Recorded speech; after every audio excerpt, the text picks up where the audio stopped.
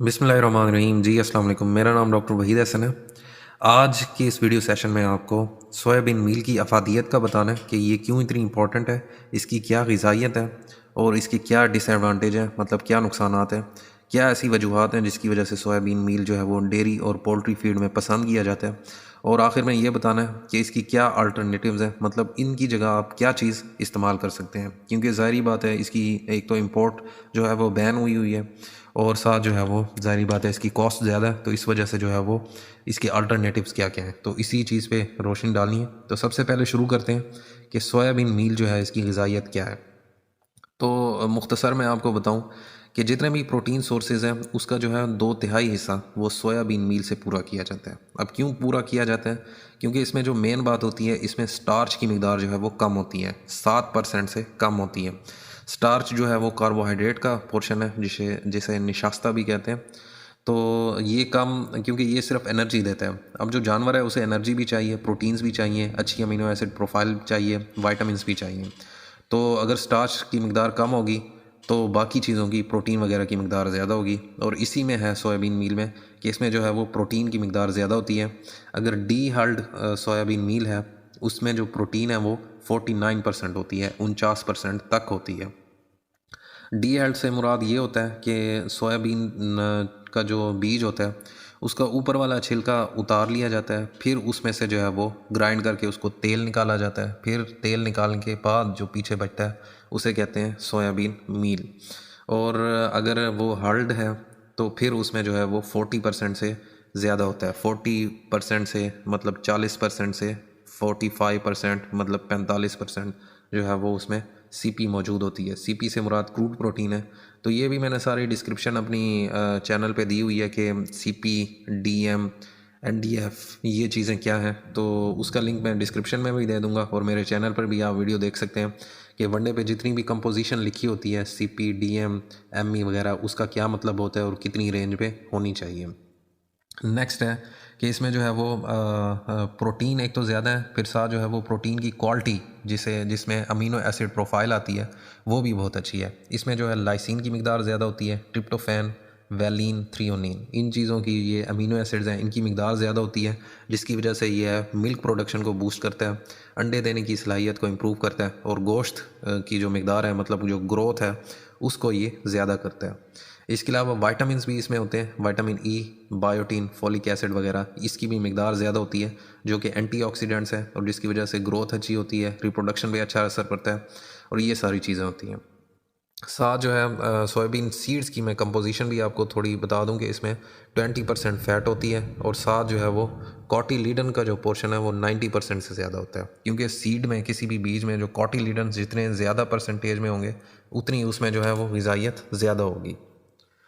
इसी वजह से इसकी जो इंटरनेशनल जितनी भी प्रोडक्शन होती है उसमें 46% जो है वो ये पोल्ट्री फीड में इस्तेमाल करते हैं, और बाकी जितना भी है 10% तकरीबन जो है वो कैटल में इस्तेमाल करते हैं। जो इसका ऑयल है वो तो तकरीबन जो है वो ह्यूमन कंजप्शन में आता है, लेकिन इसके अलावा जो है वो जितने भी बाईपास फैट बनते हैं या फ़ैट कंटेंट अगर मज़ीद ऐड करना हो पोल्ट्री या डेयरी फीड में, तो उसमें जो है वो इसका ऑयल भी ऐड किया जाता है। नेक्स्ट जो है इसकी डिसएडवांटेजेस हैं कि मतलब क्या नुकसानात हैं जिसकी वजह से हम इसको ज़्यादा मकदार में इस्तेमाल नहीं कर सकते। तो सबसे पहले आती है प्रोटीएज इनहिबिटर्स। ये ऐसे कंपोनेंट्स होते हैं सोयाबीन मील में पाए जाते हैं जो प्रोटीन की डाइजेशन को जो है वो इनहिबिट करते हैं।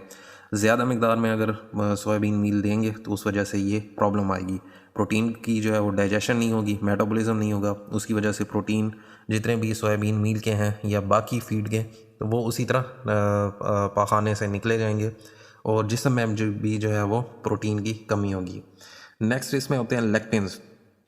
ये ऐसी प्रोटीन्स होती हैं जो कार्बोहाइड्रेट्स के साथ बाइंड कर जाती हैं, चाहे वो फीड के अंदर कार्बोहाइड्रेट हो, चाहे जो है वो जिस्म के अंदर हो।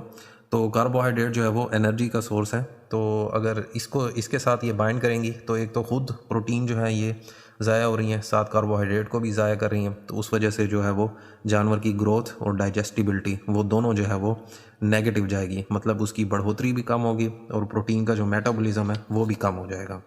अगली चीज़ इसमें होती है फाइटो एस्ट्रोजेंस। ये ऐसे हार्मोनल किस्म के कंपोनेंट्स हैं जो जिस्म में अगर फीमेल के जो है वो जिस्म में ज़्यादा जाएँ, ज़्यादा सोयाबीन मील खिलाया जाए तो उसकी वजह से जो है वो उसको जो है वो हीट के प्रॉब्लम होते हैं, या तो जानवर बार बार हीट में आ रहा होता है, या रिपीट हो रहा होता है, या इवन जो है वो एबॉर्शन भी हो सकती है, मतलब अस्काते हमल भी हो सकता है। फिर अगली चीज़ इसमें माइकोटॉक्सिन्स आ सकते हैं। अगर जो है प्रॉपर नमी का जो है वो बैलेंस नहीं रखा गया, नमी ज़्यादा है तो उस वजह से फंजाई ग्रो करती हैं, और वो फंजाई जो है वो माइकोटॉक्सिन्स पैदा करती हैं। ये जहर होते हैं जो मुख्तलिफ जो है वो एक तो हाजमे को ख़राब करते हैं, साथ जो है वो जानवर की रिप्रोडक्शन की जो कैपेबिलिटी है, चाहे मेल है चाहे फीमेल है, उसकी जो है रिप्रोडक्शन की कैपेबिलिटी को भी ख़राब करते हैं। अब मैं आपको बताऊंगा कि इसके अल्टरनेटिव्स क्या हैं, मतलब कौन सी चीज़ें आप इसको दे सकते हैं और कौन सी जो है वो नहीं दे सकते, कितनी मिकदार में दे सकते हैं और कैसे दे सकते हैं। अब हम सोयाबीन मील के जो अल्टरनेटिव्स हैं, मतलब मुतबादिल ज़राए हैं, उसके बारे में बात करते हैं। तो चंद एक ज़राए मैं आपको बताऊंगा कि कौन कौन से हैं ज़राए जो आप सोयाबीन मील की जगह पे इस्तेमाल कर सकते हैं। तो सबसे पहली चीज़ है कैनोला मील। कैनोला आजकल पाकिस्तान में ज़्यादा काश्त हो रहा है क्योंकि इंसानों की इस्तेमाल के लिए जो है वो तेल की ज़रूरत है, तो तेल के साथ साथ हमें फिर कैनोला से कैनोला मील भी मिलता है, तो ये भी हम इस्तेमाल कर सकते हैं। उसके बाद आता है मूंगफली का मील, ग्राउंड नट मील इसे कहते हैं। उसके बाद सूरजमुखी का मील आता है। उसके बाद जो है वो तोरिया का मील आता है, ये भी आप दे सकते हैं। उसके बाद बनोला का मील आता है, ये भी आप दे सकते हैं। उसके बाद जो है वो तिल का मील आता है, वो भी आप दे सकते हैं। उसके बाद जो है वो नारियल का मील है, कोकोनट जिसे मील कहते हैं, वो भी आप दे सकते हैं।